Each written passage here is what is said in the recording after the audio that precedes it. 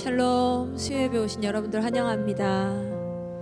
우리 하나님의 말씀이 우리와 함께 하신다는 것이 얼마나 큰 위로이고 기쁨인지 모릅니다. 그 말씀이 우리의 삶을 이끌어가고 또 말씀이 우리의 삶에 열매 맺게 되는 일들이 일어나기를 원합니다. 오늘 예배 가운데 주님 말씀하여 주시옵소서, 그 주님의 음성을 제가 듣겠습니다라는 고백이 먼저 있기를 원합니다. 우리 함께 찬양하겠습니다.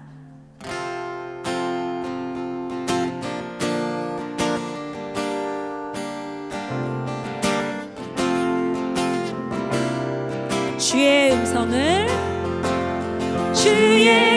음성을 내가 들으니 사랑하는 말일세. 믿는 마음으로 주께 가오니 나를 영접하소서.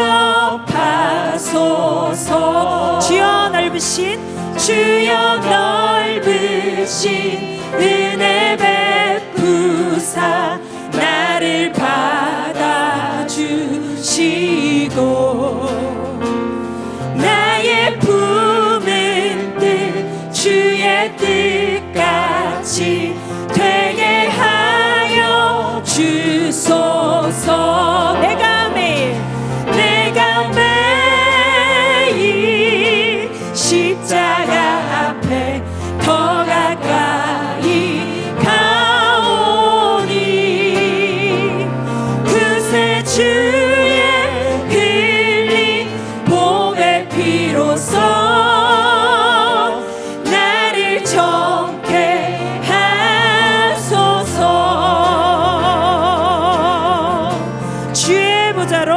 주의 보좌로 나아갈 때에 어찌 아니 기쁠까. 주의 얼굴을 항상 배우니 더욱 친근합니다. 우리 구주의 넓은 사랑을 측량할 자 없으며 주가 주시는 참된 기쁨도 헤아릴 수 없도다. 내가 매일 십자가 앞에 더 가까이 가오니 구세 주의 흘린 복의 피로써 나를 정케 하소서. 내가 매일 십자가 앞에 더 가까이 가오니 구세 주의 흘린 복의 피로써 나를 정케 하소서.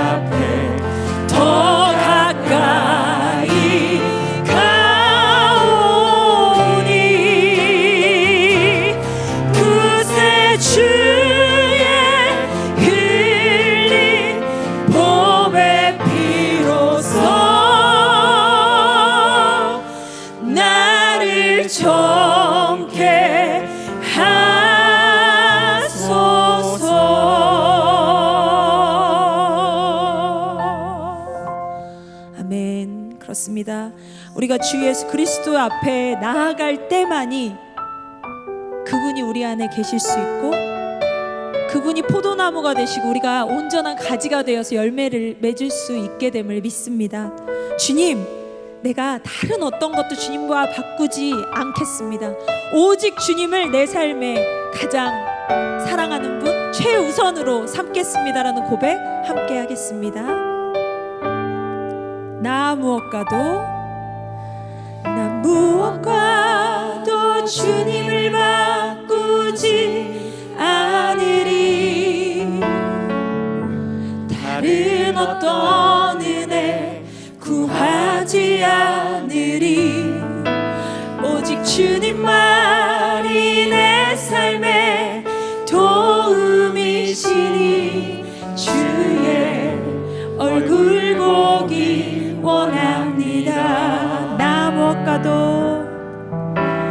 무엇과도 주님을 바꾸지 않으리. 다른 어떤 은혜 구하지 않으리.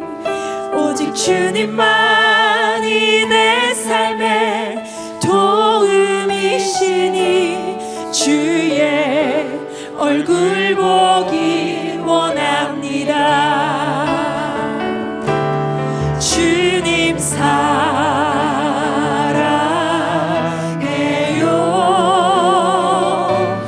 온 마음과 정성 다해 하나님의 신실한 친구 되기 원합니다. 다시 한번 고백할까요? 나 무엇과도 주님을 바꾸지 않으리. 다른 어떤 은혜 구하지 않으리.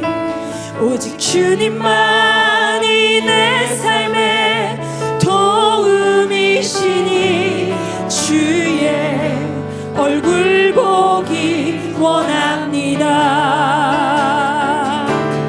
주님 사랑해요.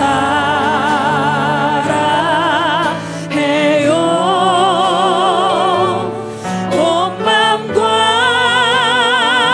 정성 다해 하나님의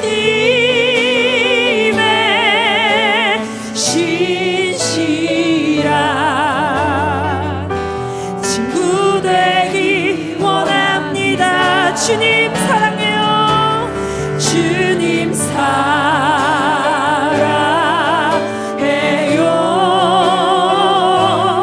온 마음과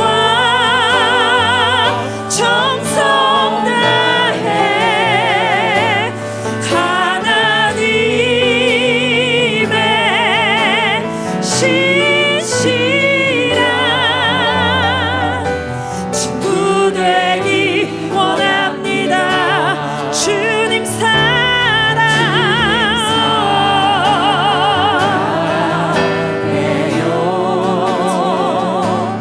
온 마음과 정성 다해 하나님의 신실한 친구 되기 원합니다. 하나님의 신실한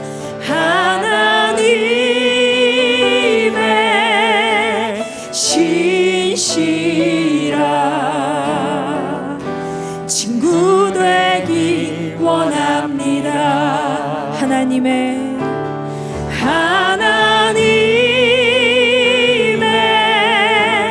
신실한 제자 되기 원합니다.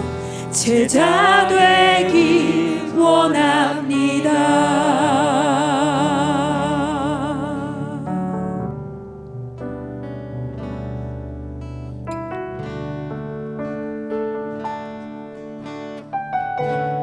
오직 주의 오직 주의 사랑에 매여 내 영 기뻐 노래합니다.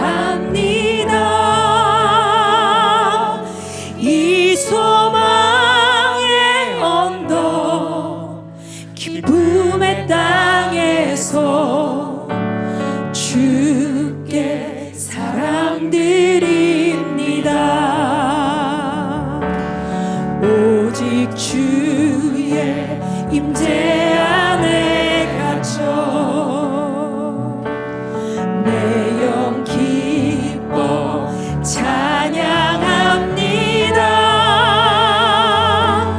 이 소명의 언덕 거룩한 땅에서 주께 경배드립니다. 주께서 주신 모든 은혜 나는 말할 수 없네. 내 영혼 즐거이 주 따르렵니다. 주께 내 삶 드립니다. 주께서 주신 모든 은혜 나는 말할 수 없네. 내 영혼 즐거이 주 따르렵니다. 주께 내 삶 드립니다. 주께서 주신 모든 은혜 나는 말할 수 없네. 내 영혼 즐거이 주 따르렵니다. 주께 내 삶들 마지막으로 고백할까요? 주께서 주신 모든 은혜 주께서 주신 모든 은혜 나는 말할 수 없네. 내 영혼 즐거이 주 따르렵니다. 주께 내 삶 드립니다. 우리 이 시간 함께 기도하겠습니다. 주님께서 우리에게 주신 은혜가 있고 우리에게 주신 소명이 있습니다. 그것을 우리가 감사함으로 받게 하여 주시옵소서. 더 하나님을 뜨겁게 사랑하는 마음으로 그 소명 잘 감당하며 나아갈 수 있는 우리가 되길 원합니다. 주님께서 사랑하는 자들을 우리도 사랑할 수 있는 그런 마음을 갖기 원합니다. 주님 함께하여 주시옵소서라고 함께 기도하겠습니다. 주께서 주신 모든 은혜 나는 말할 수 없네.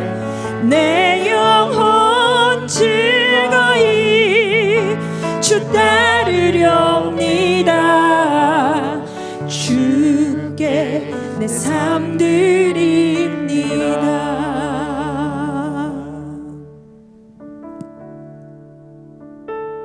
시간 저희가 주님 앞에 모였습니다. 한순간도 주님의 은혜가 없이는 살 수 없는 연약한 인생을 고백하며 주님의 은혜를 사모해서 주 앞에 모였습니다. 주님 이 시간 함께 해주셔서 우리의 상한 마음, 우리의 고민 많은 생각들, 우리 연약한 육신, 우리의 꼬인 인생 가운데 이 시간 함께 해주셔서 하나님의 만지심으로 또 강건케 하심으로 우리를 회복시키심으로 우리를 온전케 하시는 주님의 은혜를 이 시간 베풀어 주시옵소서. 하나님 아버지, 우리가 하나님을 아버지라고 부를 수 있는 것이 얼마나 큰 특권인데, 일상을 살다 보니까 그것도 있고 우리가 우리 인생의 주인인 양 우리의 문제를 해결하려고 너무나 애쓰고 수고하다 왔습니다. 주님께서 말씀하시기를 수고하고 모든 짐진 자들아 내게 오라, 내가 너를 쉬게 하리라고 말씀하셨는데, 그 쉼이, 그 안식이 우리 가운데 이 시간에 있을 수 있도록 도와주시옵소서. 우리를 사랑하셔서 우리를 항상 부르고 계시는, 살아계시는 예수님 이름으로 기도합니다. 아멘. 할렐루야. 하나님 살아계십니다. 그리고 하나님은 우리를 변치 않는 그 사랑으로 사랑하고 계십니다. 아멘. 그 마음을 담아서 고백했으면 좋겠습니다. 하나님 사랑 변치 않는다.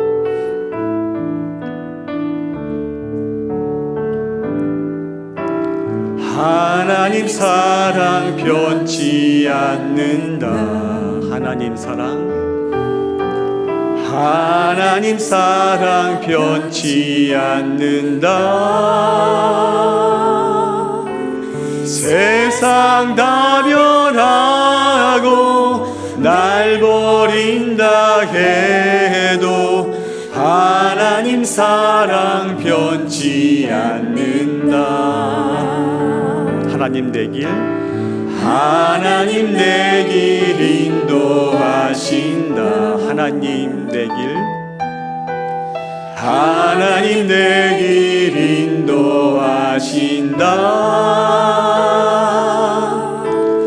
나의 가는 길 다 주님께 있으니 하나님 내 길 인도하신다. 우리 목자 되신 주님을 찬양합니다. 아멘. 교회 소식은 주보를 참고해 주시면 좋겠고요. 지금은 성경 공부가 진행 중에 있습니다. 약간 이 말을 해도 될지는 모르겠지만 원래는 지난 주일날 마감이거든요. 근데 이렇게 한두 번씩 계속 이렇게 오시더라고요. 근데 하지 말라고 할 수는 없지 않습니까? 그래서 이제 금요일 6시까지는 일단은 비공식적으로 받는 걸 했는데 지금 공식한 것 같아가지고 좀 죄송스럽긴 하지만 너무 많이 신청들 하셔가지고 목사님 세 분이 지금 약간은 멘붕이에요. 그래서 그럼에도 불구하고 제가 한편 느끼는 게 뭐냐면 되게 사모함들이 있으시구나, 영적인 갈급함들이 있으시구나 라는 그런 생각이 들어서 부담스러움에도 불구하고 이렇게 말씀드립니다. 혹시 여러분 가운데 좀 하나님을 깊이 경험하고 싶고 더 알고 싶은 분이 있다면 이제 사무실로 이렇게 얘기를 해주시면 참여할 기회를 드리도록 하겠습니다. 혹시 사무실 연락이 안 되시면 주보에 보시면 목사님 3분 연락처가 있거든요. 문자로 한번 이렇게 신청을 좀 해주십시오. 그러면 늦었지만 아직은 열린 문이 조금 남았으니까 참여하실 수 있습니다. 오늘 허락하신 말씀을 잠깐 읽고 말씀 나누었으면 좋겠습니다. 요한복음 말씀인데요. 요한복음 21장 15절부터 19절까지 네, 저랑 15절, 16절, 17절 세 절만 같이 읽겠습니다. 요한복음 21장 15절, 16절, 17절을 저랑 한 목소리로 같이 읽도록 하겠습니다.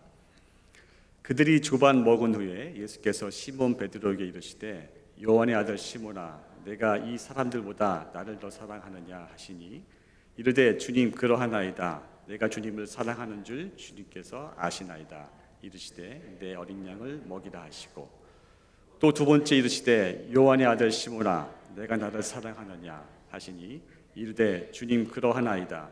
내가 주님을 사랑하는 줄 주님께서 아시나이다. 이르시되 내 양을 치라 하시고 세 번째 이르시되 요한의 아들 시몬아 내가 나를 사랑하느냐 하시니 주께서 세 번째 내가 나를 사랑하느냐 하심으로 베드로가 근심하여 이르되 주님 모든 것을 아시오매 내가 주님을 사랑하는 줄을 주님께서 아시나이다. 예수께서 이르시되 내 양을 먹이라. 아멘. 제가 오늘부터 이제 10월 한 달 동안에 4번에 걸쳐서 예수님의 이름으로라는 시리즈 설교를 하게 됩니다. 코로나19 때문에 우리에게는 새로운 일상이 시작되었습니다.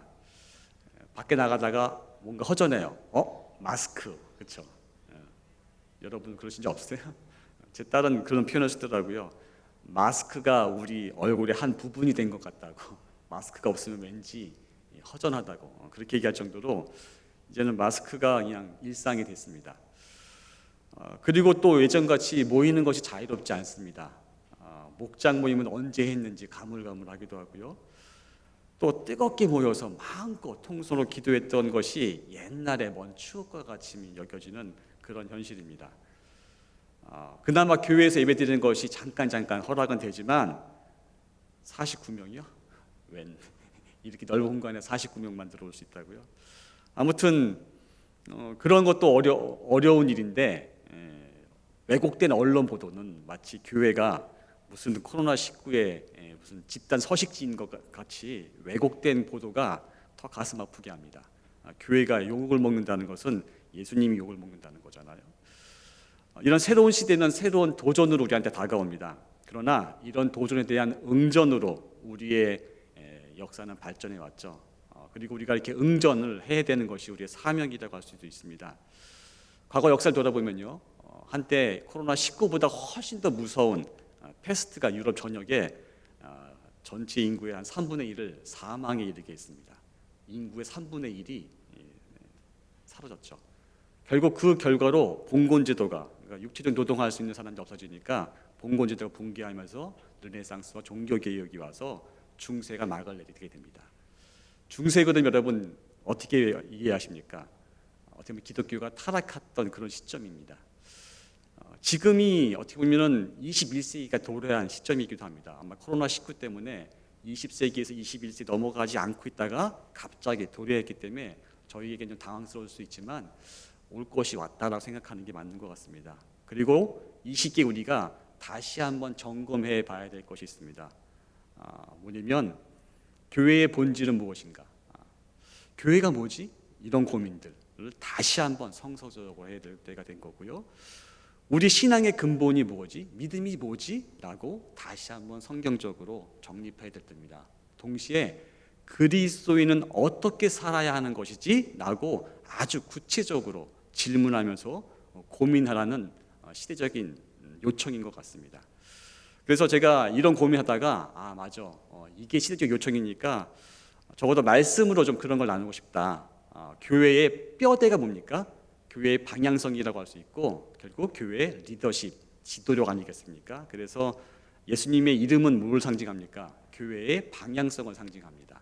예수님의 그 모습이 결국 지도력하고 연결되어 있기 때문에 그렇습니다. 그래서 4주에 걸쳐서 예수님의 이름으로라는 설교를 하려고 합니다. 10월이 마칠 때는 여러분 가운데 이런 신앙의 뼈대가 잘 자리 잡혀서 이 코로나19 이후의 시간들을 정말 반석 위에 세운 집과 같이 흔들리지 아니하는 은혜가 있기를 소망합니다. 질문 하나 드릴게요. 그러면 리더십, 지도력이 무엇입니까? 보통 한 두 가지를 얘기하는 것 같습니다. 첫 번째로는 만약에 밀림 속에서 어떤 한 팀이 그 정글을 헤쳐나가야 되는 상황이라 한다면 그 팀에게는요 이런 일이 필요할 겁니다. 누구에게는 이런 역할, 누구에게는 저런 역할, 또 누구에게는 이런 일, 또 누구에게는 이런 자원들을 이렇게 사용할 것들을 잘 분배해서 효율적으로 움직이는 게 필요할 겁니다. 그런 걸 보통 경영이라고 할 수가 있죠. 그런데 경영을 잘한다고 빠져나올 수 있는 게 아니죠. 방향을 잘 잡아야 됩니다. 그렇죠? 그 방향을 결정하고 지속적으로 이루어지지 않는 것이 바로 리더십, 지도력이라고 할 수 있는 것 같아요. 또 어떤 분은 이제 지도력 그러면 영향력이다라고 표현하기도 합니다. 선한 영향력. 제가 이런 얘기를 할 때마다 어떤 분들은 이렇게 생각할지도 모릅니다. 지도력이야 목사님이나 장로님이나 목자들이나 뭐 권사님이나 집사님이나 직분자들을 위한 거 아닙니까? 그러나 조금만 생각해 보시면요, 그렇지 않다는 걸 알 수 있습니다. 적어도 내 자신은 내 인생의 유일한 지도자 아닙니까? 여러분의 인생을 누가 선택하고 결정합니까? 여러분 자신이 선택하고 결정합니다. 방향을 잡는다는 것이죠. 인생의 방향을 여러분이 책임지고 매일매일 잡아가야 됩니다. 그렇기 때문에 사람이라고 한다면 리더십은 반드시 필수적입니다. 그리고 그것뿐만 아니라 여러분들은 다 가정에서의 리더 역할을 하지 않습니까? 부모로서 또 친구적인 어떤 관계나 직장에서도 분명히 여러분이 말단이라고 해도 뭔가 리더십을 발휘해야 될 때가 있습니다.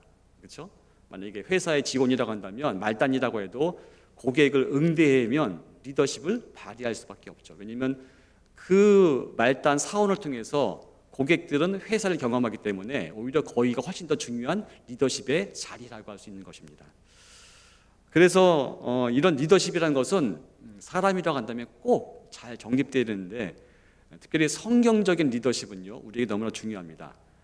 교회의 존재 목적, 또 교회 나가야 할 방향성들, 또 우리가 어떻게 살아갈 것인가에 대한 구체적인 어떤 기준들을 제시하고 있기 때문에 그렇습니다. 그래서 여러분이 오늘 이제 나눌 말씀을 통해서 좀 이 땅에 선한 영향력을 발휘하는 그런 그리스도인이 되기를 축원합니다.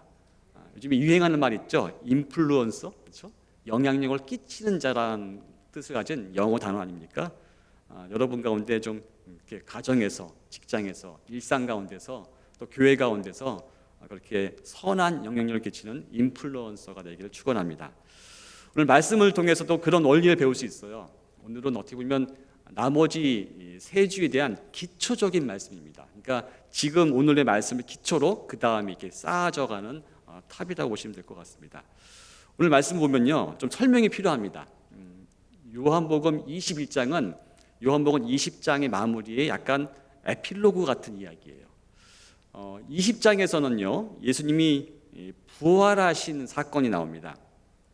20장 1절부터 10절 보면요 막달라 마리아가 이제 예수님이 너무 그리우니까 무덤에 갔습니다. 그랬더니 웬걸 무덤이 열려졌어요. 그리고 시신이 없는 거예요. 상상 한번 해보세요. 여러분이 장례를 치렀는데 사랑하는 고인의 무덤에 다음날 갔더니 무덤이 열려 있고 시신이 없어졌어요. 그럼 마음이 어떨까요? 참 힘들 거예요. 그게 이제 막달라 마리아의 그 상황입니다. 그래서 막 큰일 났다 싶어가지고 제자들한테 가서 예수님의 시신이 없어졌다고 얘기하니까 베드로와 요한이 얼른 뛰어서 무덤에 당도합니다. 아마 요한이 달리기 잘했던 것 같아요. 좀 젊었으니까 먼저 들어왔지만 무덤까지는 들어가진 않고 베드로가 두 번째로 와서 무덤에 들어간 다음에 시신이 없어진 걸 확인합니다. 그때까지 이들은 예수님이 부활했다는 것을 모르는 상태입니다. 그래서 이제 그들은 좀 허무한 심정에 예수님이 떠나신 것도 마음이 힘든데 시신까지 잃어버리니까 얼마나 마음이 무너졌겠습니까? 터벅터벅 집으로 돌아갔습니다. 그리고 남아있던 마리아가 울고 있겠죠. 계속 엉엉 울면서 예수님이 어디 갔을까 막 이렇게 하고 있을 때 인기척이 있어서 봤더니 동산지기가 한 명 있더라고요. 그래서 우리 예수님 시신 어디 갔는지 모르겠다고, 어떻게 하면 좋겠냐고 막 울면서 그러고 있는데 그 동산지기가 마리아에게 마리아야, 딱 들어보니 음성이 예수님이었어요. 동산지기인 줄 마리아는 착각했던 거죠. 그리고 마리아에게 얘기합니다. 아버지께서 나를 보내신 것 같이 나도 너를 보내기 위해서 이렇게 하면서 여러 설명하시면서 아버지가 돌아갈 거다라고 이렇게 말씀을 던지십니다. 그래서 이제 마리아가 뭐 하겠습니까? 제자들한테 돌아가서 예수님이 돌아가셨다가 부활하셨다고 막 얘기했지만 제자들이 믿겠습니까? 못 믿어요. 말이 안 되잖아요. 왜 말이 안 되냐면 유대인들의 개념은요 우리와 같은 그런 헬라적 사고가 없어요. 헬라적 사고는 뭐냐면 이런 거죠. 헬라인 철학에 따르면 그들의 철학인 거예요. 요즘 현대인들 비슷할 것 같은데 육신, 악한 육신에 선한 영혼이 갇혀 있다가 죽으면 그 영혼이 해방된다고 믿고 있습니다. 이게 헬라 철학이에요. 근데 유대인들은 그렇게 생각하지 않아요. 창조주 하나님이 계시고 하나님이 계시고 인간이 죽으면 잠잠했다가 하나님이 온 우주를 끝내실 때 다시 생명을 갖게 되는, 이렇게 생각하고 있습니다. 그러니까 부활은 생각도 못하고 그냥 예수님이 부활하고 생각도 못하고 언젠가 하나님이 온 우주의 죄를 없애고 회복시키실 그때에 대한 생각만 있었던 거죠. 그러니까 이들에게는 좀 낯설은 생각입니다. 어떻게 보면은 소망은 있지만 그들의 문화의 어떤 토대로 볼 때는 상상도 못했던 일이 벌어진 거예요. 그래서 그들의 모습을 보면요, 무서워서 문을 꼭꼭 잠그고, 왜냐하면 요한복음을 보시면 두 가지 부류가 나와요. 유대인과 이스라엘, 이렇게 두 가지로 구분되는데, 유대인은 바로 명목적인, 그러니까 형식화된 굳어버린 종교인들 얘기할 때 유대인이라는 말을 쓰고요. 이스라엘 그러면 하나님이 택한 백성, 이런 뜻으로 줄여 쓰는데, 그 유대인들이 무서워서 이렇게 숨어 있습니다. 제자들이 숨어서 꼭꼭 담고 있을 때 어느 날 예수님이 나타나셔요. 문이 잠겨 있는데 약간 시 공간을 초월해서 오신 거죠. 오셔서 너에게 평화가 있을지어다라고 얘기하십니다. 그리고 상처를 보여주시죠. 손바닥의 상처와 옆구리 상처를. 근데 안타깝게도 이때 되게 합리적인 도마가 없었어요. 디두모라는 도마. 디두모라는 말은 쌍둥이거든요. 그러니까 도마가 없다가 나중에 와오니까 예수님이 우리에게 함께 하셨댔어. 믿겨지겠습니까? 말도 안 된다. 어떻게 그럴 수가 있냐. 내가 그 못자국을 보고 손가락을 그 못자국에 넣어보고 손가락을 그 옆구리에 넣어보지 않고는 내가 믿지 않겠다 라고 얘기한 지 8일 만에 다시 모여있을 때 예수님이 오셔서 부활의 모습을 보여주십니다. 이렇게 40일간 부활의 모습을 보여주십니다. 아무튼 이런 맥락입니다. 이런 맥락. 근데 이 정도 체험했으면 여러분 같으면 어떠시겠어요? 예수님이 두 번이나 부활의 모습을 보여주셔서 내가 부활했어, 만져봐, 여기 나 맞아, 이렇게 확증해 주셨으면 여러분 같으면 어떠실 것 같아요? 맞아, 예수님 그러실 것 같지 않습니까? 우리 같으면? 그렇죠? 제자들은 안 그랬어요. 안 그랬어요. 그게 오늘 본문입니다. 요한복음 21장 2절 3절 보면요, 이 본문의 시작은 뭔가 침울해요. 한번 잠깐 읽어보겠습니다. 요한복음 21장 2절 3절을 세 번역으로 준비했거든요. 같이 한번 읽어보겠습니다. 시작. 시몬 베드로와 쌍둥이라고 불리는 도마와 세베대의 아들들과 제사장 시몬 베드로가 그들에게 말하기를 나는 고기를 잡으러 가겠소 하니 그리도 우리도 함께 가겠소 하고 말하였다. 그들은 나가서 배를 탔다. 그러나 그날 밤에는 고기를 한 마리도 잡지 못하였다. 부활하신 주님을 두 번이나 만난, 그것도 공개적으로 같이 만났어요. 1대1 만났으면 내가 착각하겠다 생각했지만 아니에요. 같이 만났습니다. 근데 베드로가 뭐라고 해요? 나 고기나 잡으러 가겠소 이러고 얘기해요. 그랬더니 나머지도 다 나도 고기나 잡으러 가겠다. 이상하지 않습니까? 뭔가 아직 풀리지 않는 게 있어요. 그래서 밤새 고기 잡지만 잡았습니까?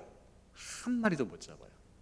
근데 동틀 무렵에 저기 해안가에서 어떤 사람이 얘기합니다. 친구들이요, 뭘 좀 잡았습니까? 그러니까 아니요, 한 마리도 못 잡았어요. 그랬더니 그러면 그물을 오른쪽에 한번 던져보세요. 그럼 잡을 거예요. 그래서 그 말을 듣고 그냥 미친 척 한번 던져봅니다.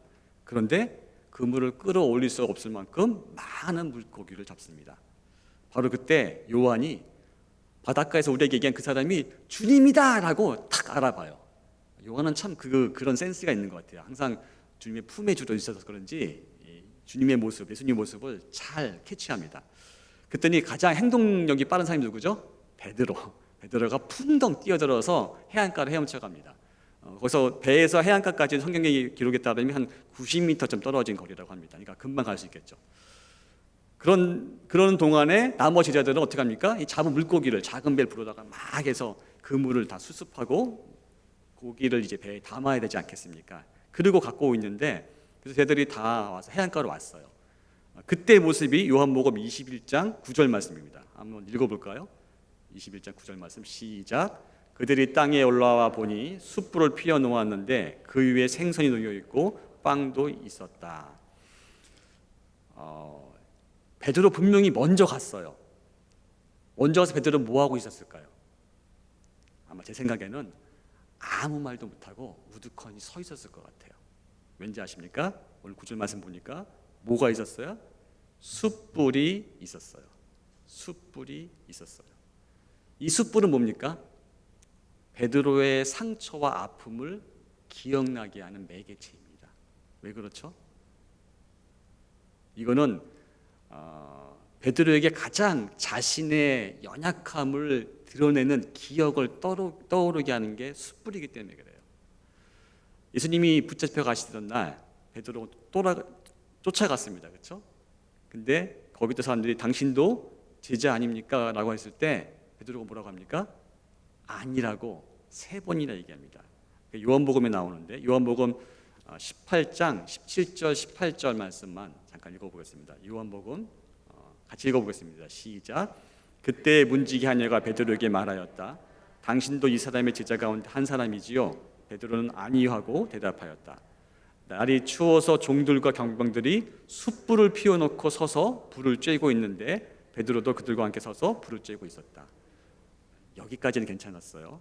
1번, 2번, 그 다음에 누가복음에 보면요, 아주 베드로의 그 심경이 잘 나와 있는데 누가복음 22장 60절에서 62절 말씀인데요. 같이 한번 읽어보겠습니다. 시작.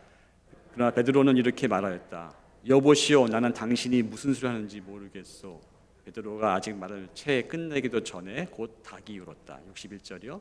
주님께서 돌아서서 베드로를 똑바로 보셨다. 베드로는 주님께서 자기에게 오늘 닭이 울기 전에 내가 3번 나를 모른다고 할 것이다 하신 그 말씀이 생각났다. 62절이요. 그리하여 그는 바깥으로 나가서 비통하게 울었다. 왜 숯불 앞에서 베드로가 꼼짝 못했는지 이해하시죠? 그게 떠오르는 거죠. 베드로가 예수님을 모른다고 3번, 성경 다른 버전에 보면 저주하면서 모른다고 부인했을 때 예수님이 돌아서서 베드로를 똑바로 쳐다봤다고 그랬어요. 그게 아마 책망의 눈빛은 아니었을 거예요. 얼마나 불쌍히 여길까. 제가 저렇게까지 나를 힘들게 할 줄이, 아마 이런 마음과 배신의 어떤 느낌과 동시에 그래도 내가 널 책망하지 않아. 너는 나중에 베드로가 될까? 아마 이런 마음이 공존했을 것 같아요. 예수님 안에. 베드로 입장에서는요, 그 비통함이 막 올라왔겠죠. 내가 어쩌다가 이랬지? 도대체 내가 무슨 죄를 저지른 거지? 내가 어떻게 예수님을 모른다고 3번씩이나 부인했지? 예수님이 분명히 경고하셨는데 아마 이런 비통의 마음으로 발을 한 발자국도 못 움직이고 뻣뻣이 서 있었을 것 같아요. 그 자책감 때문에 헤어나지 못하는 거죠. 근데 예수님은 그 마음을 모르실까요? 아시죠? 그래서 이렇게 아마 타이르시고 그래서 이렇게 조반까지 아침까지 식사 준비하신 다음에 식사를 하게 합니다. 그런데 베드로와 1대1로 있을 때 예수님이 질문하십니다. 치명적인 질문을 하십니다. 그것도 3번이나. 베드로가 예수님을 모른다고 몇 번 부인했어요? 3번 부인했어요. 근데 어떤 질문을 하십니까? 3번이나 내가 날 사랑하느냐. 예수님은 그것만 질문하세요. 다른 얘기 아무것도 안 하세요. 내가 날 사랑하느냐. 근데 이게 원어로 보면요, 거기에 아주 묘한 뉘앙스가 있어요. 우리말 성경에 나오지가 않는데 성경의 단어 중에 사랑하다는 말이 여러 가지 말이 있습니다. 오늘 본문에서 2가지 말이 나와요. 아가파오란 사랑하다는 말이 있고 필레오란 말이 나와요.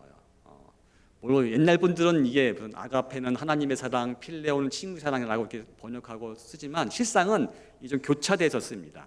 물론 뉘앙스 차이는 있어요. 특별히 그 베드로 서신서를 보면 알 수 있는데 베드로의 서신서를 보면요, 그 베드로 전서인가요? 베드로 후서 1장 7절 말씀에 이렇게 되어 있습니다. 베드로서 1장 7절 말씀 좀 보고 다음에 좀 설명해 드릴게요. 같이 한번 읽어보겠습니다. 경건의 형제 우애에 사랑을 더하라. 여기서 화면 보여주시고요. 여기서 형제 우애가 필라델피아, 그러니까 필레오 사랑, 명사형은 필라델피아거든요. 그걸 얘기하고 있고 형제 우애에 사랑을 더하라 할 때 이 사랑은 아가페 사랑을 얘기합니다. 아가파오, 사랑하다가 동사형이고 아가페가 명사형입니다. 그러니까 베드로의 어법을 보면 필레오보다는 아가페를 조금 더 다음 단계 같이 이렇게 설명하는 그런 뉘앙스는 있지만 실제 쓸 때는 요한복음에서 쓸 때 보면은 이게 좀 교차돼서 사용돼요. 그래서 뭐 아가페는 하나님의 사랑, 필레오는 친구, 이렇게 딱 규정 지을 수 없습니다. 우리가 언어가 그렇게 쓰잖아요, 그렇죠? 다양하게 쓰다 보니까 아무튼 그 뉘앙스는 요 미묘함은 느낄 수 있을 것 같아요. 근데 이 사랑이란 말을 예수님은 처음에 이렇게 질문하세요. 내가 나를 아가파오하냐라고 물어보세요. 근데 베드로 어떻게 대답했을까요? 주님, 제가 주님을 필레오합니다라고 대답해요. 두 번째로 예수님이 내가 나를 아가페하냐라고 물어보세요. 그때 베드로는 어떻게 대답합니까? 주님을 필레오합니다라고 대답합니다. 그때 예수님이 이렇게 질문을 바꾸세요. 내가 나를 필레오하느냐? 그때 다시 베드로가 3번이나 물어봤기 때문에 너무 힘든 마음으로 근심했다 표현하지만 모든 것을 주님이 아시니까 주님을 내가 필레오하는 걸 주님이 아십니다라고 고백합니다. 이 대화 속에 제가 뭘 느끼냐면 예수님의 사랑을 느껴요. 이렇게 점차 베드로에게 가까이 오시면서 베드로의 마음을 만져주시는 그 느낌이 있어요. 눈높이를 낮추시는 거죠. 하나님이 우리를 얼마나 사랑하셨는지 하나님이 높은 보좌를 버리시고 인간이 되셨잖아요. 근데 그걸 것이 아니라 인간으로서 가장 비참한 만물의 찌꺼기와 같은 십자가에 죽으셨습니다. 그렇죠? 그러니까 이게 하나님의 성향이에요. 하나님의 모습이죠. 예수님에게서 볼 수 있는 그 모습이죠. 베드로에 똑같이 이렇게 오시는 거예요. 베드로는 이제 지금 바닥 중에 바닥이 있는 거예요. 거의 지울 것 같겠죠. 거기까지 예수님이 내려가시는 거죠. 내가 날 사랑하느냐? 계속 물어보시면서. 그러니까 우리 연약함을 동정하시는 그 예수님의 모습을 볼 수 있습니다. 베드로에게 필요했던 것이 유일하게 한 가지였다는 것이죠. 예수님만 사랑하는 것인데 베드로가 그걸 잃어버렸던 거잖아요. 그걸 회복시켜 주시는 겁니다. 예수님은요, 이 땅에서 바라신 것이 관심이 오직 한 가지였습니다. 하나님의 무조건적인 사랑을 전하는 것이었죠. 그래서 베드로에게도 똑같게 질문하신 겁니다. 내가 날 사랑하느냐? 그 하나님의 사랑, 그 사랑으로 사랑하느냐? 그러니까 이 질문은 그리스도인들인 우리에게 새로운 세상의 질문과 구별되는 질문을 하게 합니다. 그러니까 우리 스스로에게 우리가 질문 던질 게 있다면, 매일 던질 게 있다면, 수시로 던질 게 있다면, 내가 예수님과 사귀고 있는가? 그러니까 예수님을 사랑하는가? 하나님을 사랑하는가? 그 사랑의 마음을 내가 지금 선택하고 결정하는가? 계속 물어봐야 할 것입니다. 세상은 어떻게 합니까? 얼마나 많은 사람들이 당신을 더 소중히 여기십니까? 이런 질문을 하거나, 세상은 어떻게 질문합니까? 얼마나 앞으로 많은 업적을 쌓을 것입니까? 이런 질문을 하죠. 또 혹은 당신이 쌓은 업적을 세상에 보여주십시오. 이런 질문을 합니다. 근데 성경은 뭐라고 합니까? 내가 날 사랑하느냐? 라는 질문을 합니다. 왜냐하면 세상은 어떤 힘, 경험이나 지식이나 명예나 소유, 이런 능력을 가졌는가를 물어봅니다. 계속해서. 그리고 세상은 어떻게 해서든지 지배하고 통제하려고 합니다. 이게 사단의 본질이죠. 조종하고 지배하고 통제하려고 그래요. 이거 해라, 하지 말아라. 이게 사단의 본질입니다. 그래서 조직이란 힘을 통해서도 그걸 드러내고 있죠. 예수님은 반대죠. 풀어주십니다. 속박받고 억압받고 눌려있고 자유직해 못된 사람들. 여러분 한번 자신 돌아보세요. 사회 나가면 뭐로 평가받습니까? 보통 차로 평가받고, 집으로 평가받고, 그렇죠? 가방끈으로 평가받고, 누구 아는 거로 평가받고, 안 그렇습니까? 소유로, 경험으로 이걸 계속 평가받고 또 그게 또 지배 당하잖아요. 그래서 차 좀 이렇게 허접한 차, 세상 기준으로 볼 때 허접한 차고 나가다가 신호등 기다리고 있으면 빵 소리가 비싼 차보다 훨씬 더 크게 들리는 거 아십니까? 전 경험을 많이 해봤어요. 오늘 방송국에 실험도 하더라고요. 경차가 있었고 일부러 신호가 바뀌었는데 안 출발해요. 0.5초도 안 기다리고 빵빵빵빵빵 뒤에서 다 그렇게 울립니다. 벤츠로 한번 해봤어요. 5초 동안 아무도 빵 안 해요. 5초가 지난 다음에 빠방 빵 이렇게. 이게 세상의 모습이죠. 어떻게든지 지배하고 통제하려고 하는, 서로 올라가려고, 밟고 올라가려는 게 세상의 힘의 논리 아닙니까? 악한 거죠. 사람을 인격으로 있는 모습 그대로 존중하지 않고 가진 것으로, 그 힘으로 평가하려는 악한 기준이 있습니다. 예수님은 그 반대를 얘기하는 거죠. 정반대입니다. 내가 날 사랑하느냐. 예수님은 다른 거 안 보는 거예요. 내가 날 사랑하느냐. 내가 널 사랑한 것 같이 내가 날 사랑하느냐? 그것만 물어보십니다. 바로 하나님의 마음이 그렇다는 거죠. 바로 이 단어에 들은 문장에 들어있는 하나님의 마음을 저희가 알 필요가 있습니다. 하나님은 사랑이시고 그 사랑의 최선이라는 것을 알아야 한다는 것이죠. 그리고 세상에서 어떤 두려움이나 소외감의 절망이 올 때마다 우리 영혼에 몰려와서 뭐라고 합니까? 하나님 그렇지 않은 분이야 라고 왜곡시키는 수많은 감정과 생각과 상황이 있을 때마다 아니야, 하나님은 사랑이시고 그 최고의 사랑으로 지금도 날 사랑하셔 라고 상황과 내 감정과 모든 것에 대해서 선포하는 게 바로 하나님의 마음을 알아가는 사람의 모습이겠죠. 가장 어려운 게 그거 같아요. 아무 조건 없고 제한 없는 이 하나님의 사랑을 아는 사람이 드문 것 같습니다. 저도 제 자신을 봐도 상황에 휩쓸려 가다 보면은 사랑받는 자 같이 살지 않고 사랑받지 않는 자가 살 때가 너무나 많아요. 조금 더 가지려고 그러고 조금 더 유명해지려고 그러고 조금 더 알려고 그러고 조금 더 좀 뭔가 이렇게 드러낼 만한 것이 있는가 뭔가 찾고 있고 그래서 사도 요한은요 이 세상의 어떤 그거와 대비되는 하나님의 사랑을 이렇게 표현합니다. 먼저 사랑이라고. 먼저 사랑. God's first love.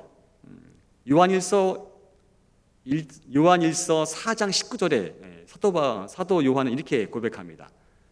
한번 읽어볼까요? 요한일서 4장 19절만 같이 읽겠습니다. 시작. 우리가 사랑함은 그가 먼저 우리를 사랑하셨습니다. 아멘. 전 여기서 안도감을 느껴요. 우리가 죄인 되었을 때 하나님을 거부하고 하나님을 저주하고 하나님과 아주 멀어진 지옥의 바닥이 있을 때 지옥 끝까지 찾아오셔서 우리를 먼저 사랑하신 그 하나님의 사랑. 할렐루야. 이 사랑이 우리를 아름답게 합니다. 이 사랑이 우리와 함께 합니다. 그래서 우리는 이 사랑을 놓치면 안 돼요. 현실과 타협하고자 하는 수많은 것이 있을 때마다 이 사랑을 놓치기 너무 쉽습니다. 그리고 이 사랑을 경험할 때 우리는 이렇게 얘기할 수 있어요. 자신에게 또 다른 사람에게. 당신은 사랑받는 존재입니다. 옆 사람에게 한번 고백해 볼까요? 당신은 사랑받는 존재입니다. 두려워할 이유가 없습니다. 두려워할 이유가 없습니다. 또 자신에게 선포해 볼까요? 나는 사랑받는 존재이다. 두려워할 이유가 없다. 여러분 마음 가운데 두려움이 오거나 뭔가 힘들어질 때마다 선포하십시오. 나는 하나님의 사랑받는 존재이다. 두려워할 이유가 없다. 이 고백이 매일 있기를 축원합니다. 그래서 하나님은요 우리를 만드실 때 사랑으로 빚으셨어요. 그리고 우리 모태에서도 하나님이 우리가 어머니 모태에 있을 때도 사랑으로 빚으셨습니다. 어떻게 이렇게 살아갈 수 있을까요? 자세한 방법은 제가 묵상의 삶에서 얘기합니다. 여기서 시간 관계에서 할 수가 없어요. 왜냐하면 지식이 아니라 삶이 바뀌어야 되기 때문에 그렇습니다. 그런 사랑받는 자답게 살아가는 삶을 살아내려면 내가 지식 있다고 하는 게 아니죠. 내가 권투 잘하고 싶다고 해서 권투 교본 읽느라 권투 잘하는 게 아니죠. 계속 트레이닝을 하는 것 같이 사랑받는 자답게 살아가는 훈련이 필요합니다. 그게 묵상기도라고 그래요. 묵상기도라는 것은 그냥 소리내지 않고 기도하는 게 묵상기도가 아니고요. 기독교 전통에 있는 영성 훈련 중에 깊이 있는 기도가 묵상기도예요. 현대식으로 표현하면 사귐의 기도라고 할 수가 있고 그게 저희 교회에서는 묵상의 삶에서 배우는 영성 훈련입니다. 그래서 그래도 조금 약간 단초는 드려야 될 것 같아서 묵상기도를 하게 되면요 이런 현상이 우리 안에 있습니다. 다급한 문제에 쫓겨다니지 않고 또 하나님의 마음이나 자신의 마음에 대해서 무감각해지지 않고 자유로워질 수 있는 어떤 그 영적인 힘을 갖습니다. 묵상기도를 하면요 길을 가면서도 병으로 신음하는 중에서도 폭력과 전쟁이 난무하는 상황 속에서 평안을 얻을 수 있습니다. 그것이 그 묵상기도의 힘입니다. 주변의 모든 사람이 반대하고 상황이 막힌다고 할지라도 이미 거기서 하나님의 임재를 경험하고 하나님 속에 거할 수 있다는 것을 깨닫게 하는 게 묵상기도의 힘입니다. 즉 하나님의 존존에 거하게 하고 그의 음성을 듣게 되고 하나님의 아름다움을 보고 육화된 하나님의 말씀을 만져보고 끊임없이 그 인자하심을 맛보고 사모하고 살 수 있도록 도와주는 게 묵상 기도입니다. 보통 신학이란 말이 원래는 이런 뜻이었다고 하더라고요. 기도 속에서 하나님과의 연합, 이런 뜻이었는데 지금은 왜곡됐죠. 많이 그냥 어떤 철학적인 관점에서 하나님에 대해 논하는 것으로 왜곡되어 있습니다. 물론 이런 그 지속적인 묵상 기도를 통해서요, 하나님의 음성을, 그러니까 사랑의 음성을 듣게 되는 거죠. 그것만이 필요한 것이 아니라 어떤 사회적인 문제, 또 삶의 문제에 대해서도 어떤 지혜와 용기를 가지고 사랑 안에서 찾아가는 훈련도 필요합니다. 근데 핵심은 뭐냐면요, 하나님과의 인격적인 관계에 뿌리 내리지 못한다고 한다면 우리 삶이 세상에서 오는 그 이슈들에 대해서 바르게 용기와 지혜 가지고 반응할 수 없습니다. 그래서 이 묵상기도가 중요한 이유는요, 바로 하나님과의 깊은 인격적인 관계를 맺게 하는 훈련이기 때문에 그렇습니다. 하나님과 인격적인 친밀한 관계가 있다고 한다면요, 그것이 마치 나무의 깊은 뿌리와 같아서 이렇게 할 수 있다고 어느 신학자는 얘기합니다. 적대적이지 않으면서도 유연할 수 있고, 독단적이지 않으면서도 확신에 차일 수 있고, 자신감이 넘치면서도 상대가 불쾌하지 않게 대처할 수 있으며, 너무 무르지 않으면서도 온화하게 용서할 수 있고, 교활하다는 평판을 얻지 않으면서도 진정한 증언을 할 수 있다라고 이야기합니다. 갑자기 묵상의 삶이 막 하고 싶어지십니까? 뒷문이 열렸다는데 한번 신청해 볼까? 아무튼 그걸 강의 듣는다고 되는 것이 아니고요, 거기는 설명하고 실습할 수 있는 것들만 이렇게 제공해 드립니다. 실제로는 해보는 게 중요하죠. 저도 그걸 배울 때는 삶으로 배웠지 지식으로 배우지 않았습니다. 신앙은 지식도 중요하지만 지식으로 바뀌지 않습니다. 그렇죠? 머리에서 가장 먼 곳이 가슴이라고 하고, 가슴에서 가장 먼 곳이 우리의 삶이라고 하지 않습니까? 그러니까 삶으로 훈련된 것만 남습니다. 오늘 말씀 좀 정리할까요? 예수님의 리더십은요, 하나님의 성품에 기초합니다. 하나님은 그 성품에 기초해서 행동하시죠. 마찬가지로 예수님도 그 성품에 기초하셔서 행동하십니다. 어떤 연기를 하신 게 아닙니다. 척하신 게 아니라는 얘기인 거죠. 그래서 우리가 예수님을 닮아갈 때도 오늘 말씀에서 리더십의 본질이 결국 하나님의 사랑인 거죠. 하나님의 성품의 핵심이 사랑인 것 같이. 근데 하나님의 사랑 그러면 여러분들이 너무 사랑을 너무 많이 들어서 성경적인 사랑을 놓쳐버리는 것 같아요. 사랑으로 뭐가 떠오릅니까? 세상에서의 남녀간의 사랑이나 조금 더 하면 이타적인 사랑 정도 생각하지, 하나님의 사랑은 잘 그림이 안 그려집니다.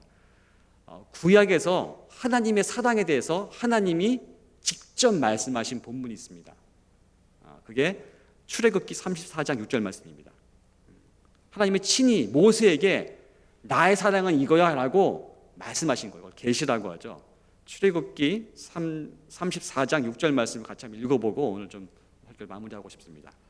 같이 읽어보겠습니다. 시작.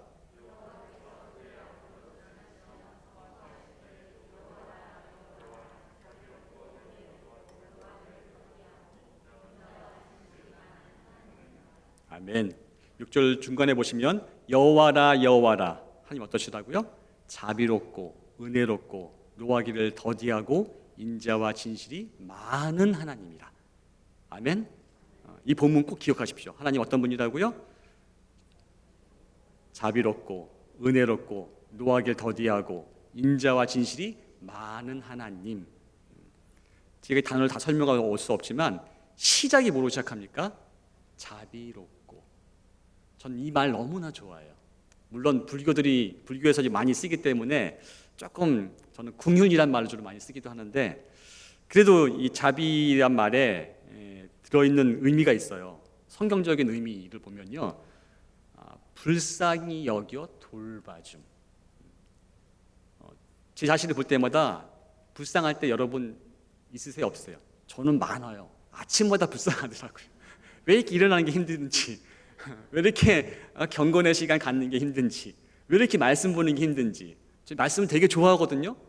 근데 너무 힘들어요. 왜 이렇게 기도하는 게 힘든지. 기도 좋아하거든요. 근데 너무 힘들어요. 그때마다 제 스스로 참 불쌍하다. 근데 긍휼이란, 자비란 뜻이 뭐냐면요, 불쌍히 여겨 돌봐줘. 하나님이 그런 존재를 불쌍히 여겨서 돌봐주신다는 거예요. 그러니까 위로가 되는 거죠. 그래서 영성 기도 중에 가장 깊이 있으면서 많이 하는 기도 중에 하나가 하나님의 아들 예수 그리스도요, 저를 불쌍히 여겨 주시옵소서. 이게 유명한 기도예요. 예수 기도라고 해서 저를 불쌍히 여겨 주시옵소서. 줄여서 하면 뭡니까? 주님 이거잖아요. 주님. 하나님은 바로 우리를 그렇게 여기시는 분이십니다. 아멘. 하나님 우리를 대하시는 사랑의 첫 번째 반응이 뭐라고요? 우리를 불쌍히 여기세요. 불쌍히 여기세요. 긍휼히 여기세요. 그리고 돌봐주시려고 합니다. 이것이 하나님의 사랑의 첫 번째 반응입니다. 그래서 이 반응을 여러분 놓치시면 안 돼요. 때마다 그 은혜를 우리에게 베푸시기 때문에요. 그래서 여러분 가운데 이런 하나님의 근원적인 사랑이 매일매일 경험되시기를 축원합니다. 그래서 오늘 결단 찬양하고 싶은데요, 가사가 너무 이거랑 잘 어울리는 것 같아요. 주님의 사랑이 우리를 숨쉬게 해. 그 어떤 어려움 속에서도 주 은혜로 나를 돌보시며 세상 끝날까지 지켜주시네. 우리 이 찬양으로 말씀이 기억하면서 같이 찬양하도록 하겠습니다.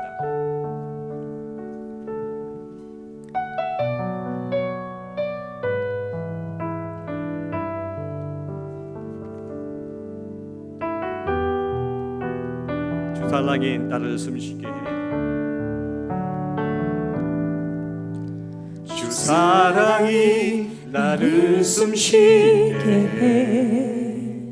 세상 그 어떤 어려움 속에도 주 은혜로 나를 돌보시며 주 은혜로 나를 돌보시며 세상 끝날까지 지켜주시네. 세상 끝날까지 지켜주시네. 다시 한번 할까요? 주 사랑이 나를 숨쉬게 해. 주 사랑이 나를 숨쉬게 해. 세상 그 어떤 어려움 속에서도 세상 그 어떤 어려움 속에도 주 은혜로 나를 돌보시며 주 은혜로 나를 돌보시며 세상 끝날까지 지켜주시네. 세상 끝날까지 지켜주시네. 주님만이 내 아픔 아시며 주님만이 내 아픔 아시며 주님만이 내 맘 어루만지네. 주님만이 내 맘 어루만지네. 어느 누구도 나를 향하신 주님의 사랑을 끊을 수 없네. 주님의 사랑을 끊을 수 없네. 주님만이 내 능력이시며 주님만이 내 능력이시며 주님만이 나의 구원이시네. 주님만이 나의 구원이시네. 어느 누구도 나를 향하신 어느 누구도 나를 향하신 주님의 사랑을 끊을 수 없네. 주 사랑이 나를 이끄시네. 주 사랑이 나를 이끄시네. 내가 갈 수 없는 그곳으로 내가 갈 수 없는 그곳으로 주의 사랑 나를 붙드시며 주의 사랑 나를 붙드시며 세상 끝날까지 인도하시네. 세상 끝날까지 인도하시네. 주님만이 내 아픔 아시며 주님만이 내 아픔 아시며 주님만이 내 맘 어루만지네. 주님만이 내 맘 어루만지네. 어느 누구도 나를 향하신 주님의 사랑을 끊을 수 없네. 주님만이 내 능력이시며 주님만이 내 능력이시며 주님만이 나의 구원이시네. 어느 누구도 나를 향하신 어느 누구도 나를 향하신 주님의 사랑을 끊을 수 없네. 주님의 사랑을 끊을 수 없네. 우리 고백했고 들었던 말씀을 가지고 잠깐 기도했으면 좋겠습니다. 하나님, 그렇습니다. 주님이 내가 죄인 되었을 때 나를 먼저 사랑하셨습니다. 그 사랑이 나를 살게 하고 숨쉬게 하고 모든 어려움 속에서 이기게 하십니다라고 여러분 결단하시고 고백하시고 같이 기도하겠습니다. 기도하시겠습니다. 하나님, 그렇습니다. 주님의 먼저 사랑이 우리를 살게 합니다. 우리를 숨쉬게 합니다. 우리로 생명력 있게 합니다. 우리로 열매 맺게 합니다. 그 사랑이 우리로 어떤 어려움 속에서 견디게 하시고 버티게 하시고 주님 오실 때까지 이 땅을 살아가게 합니다. 하나님, 그래서 우리 삶의 흔적이 내 흔적이 아니라 예수 그리스도의 흔적이 되게 하십니다. 내가 갈 수 없는 그곳으로 가게 하시고 내가 끝이라고 할 그때가 바로 주님이 일하시는 그런 은혜를 경험하게 하십니다. 주님이 날 잘 아십니다. 내 아픔을 아시고 나의 특징을 아시고 나의 체질을 아시고 내 마음을 주님 날마다 어루만지십니다. 하나님, 주님이 나를 향한 이 주님의 사랑을 그 무엇도 그 어떤 사람도 어떤 피조물도 끊을 수 없습니다.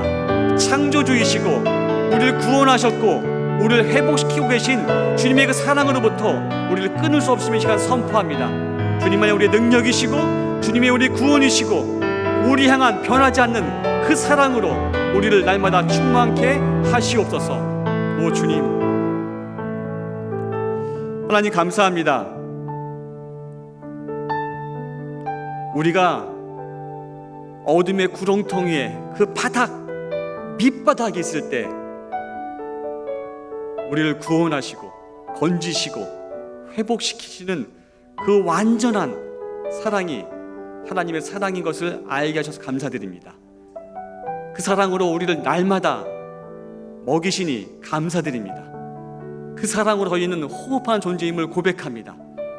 하나님 아버지, 내가 날 사랑하느냐 라고 물으시는 주의 음성에 날마다 사랑으로 반응할 수 있도록 도와 주옵소서.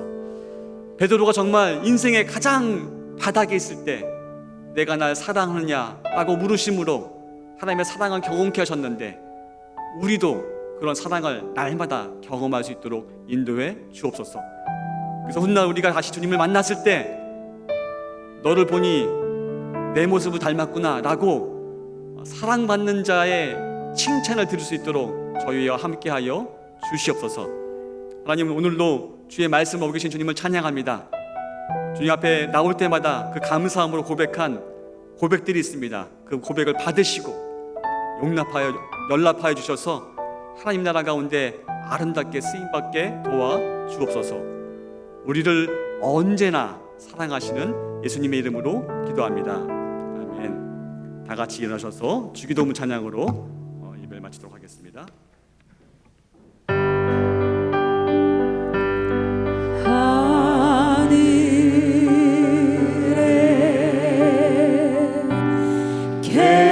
계신 아버지, 이름 거룩하사 주님 나라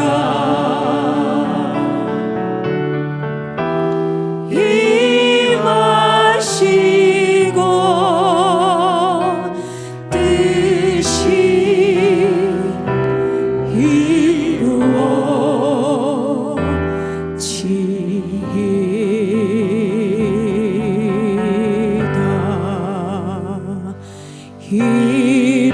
일용할 양식 주시고